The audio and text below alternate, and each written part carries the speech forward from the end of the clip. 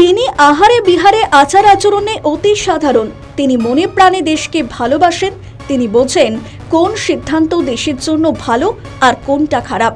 তার সেই সিদ্ধান্তের কারণেই আজ ইরানের মিসাইল হামলা থেকে বেঁচে গেল বাংলাদেশ। সে বিষয়ে পরে আসছে, আগে বলে নিই সেই বিশেষ ব্যক্তিত্ব সম্বন্ধে, যিনি জানেন দেশ প্রধান মানে নির্ভুল ব্যক্তিত্ব নয়। তিনি অস্বীকারও করেননি যে তার পিএ দুর্নীতি করে কোটি কোটি টাকার মালিক হয়ে গিয়েছেন। তিনি সাংবাদিক সম্মেলনে তা স্বীকার করে বিচারের ব্যবস্থাও করেছেন। তিনি এবং তার পিতা ছিলেন দূরদর্শী সিদ্ধান্ত গ্রহণকারী ব্যক্তিত্ব। তিনি যদি ক্ষমতায় থাকার জন্য দেশ মাটি বিক্রি করে দিতেন, তাহলে আজ দেশের হাজার হাজার মানুষ ড্রোন আর মিসাইলের আগুনে পুড়ে ছারখার হয়ে যেত।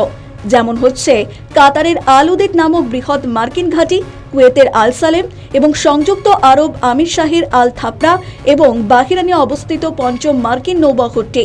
এই মার্কিন সামরিক ঘাঁটিগুলিতে ইরান বৃষ্টির মতো মিসাইল ছুড়েছে।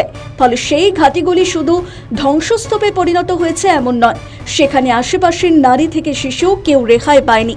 এই একই অবস্থা হতো বাংলাদেশেরও যদি তিনি ক্ষমতায় থাকার জন্য আমেরিকাকে তার দেশের মাটি ব্যবহার করতে দিতেন। এরপরেও তিনি স্বৈরাচারী, এরপরও তিনি ফ্যাসিস্টের দোসর। হ্যাঁ, এখন সবাই বুঝতে পারছেন কার কথা বলছে।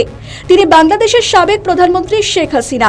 কেউ তাকে বলে খুনি, কেউ বা ভারতের দালাল, আবার জনগণ তাকে ভালোবেসে বলে শেখের বেটি। দেশনেত্রী, দেশ জননী হাসিনা বাংলাদেশের জন্য এবং বাংলাদেশের মানুষের জন্য কি করেছেন তা হয়তো অচিরেই টের পাবে সে দেশের মানুষ। ইতিহাস তার বিচারও করবে। কিন্তু আমেরিকা ইরানে হামলা না করলে কি বোঝা যেত হাসিনা ক্ষমতার মোহ ছুঁড়ে ফেলে দিতে এক মুহূর্ত ভাবেননি? তিনি ক্ষমতায় অনায়াসে থাকতে পারতেন যদি সাদা চামড়ার লোকের কথা শুনে দেশের মাটি তাদের ছেড়ে দিতেন। কিন্তু দেশ এবং দেশের মানুষের স্বার্থের কথা ভেবে একটি ছোট দেশের প্রধান হয়েও আমেরিকার মতো পরাশক্তির কাছে মাথা নত করেননি। একটা সরকার আসুক যারা তাদের পদলেহন করবে।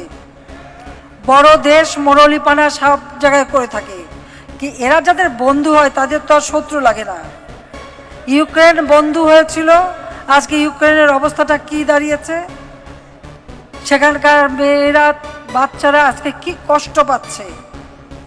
এমনই বন্ধুত্ব যে সেই বন্ধুত্বের কারণে তাদের দেশও শেষ এবং সেখানে নারী শিশু তারা মানবেতর জীবন যাপন করে। এটা হলো বাস্তবতা। আজ যারা তার বিরোধী তারা আসলে পাকিস্তানি পন্থী এবং বাংলাদেশ বিরোধী। তাই তার বিচারে তার পছন্দের কোনো উকিল দেওয়া হয়নি। তাকে চক্রান্ত করে সরিয়ে দিলেও একদিন সব চক্রান্ত বেরিয়ে আসবে।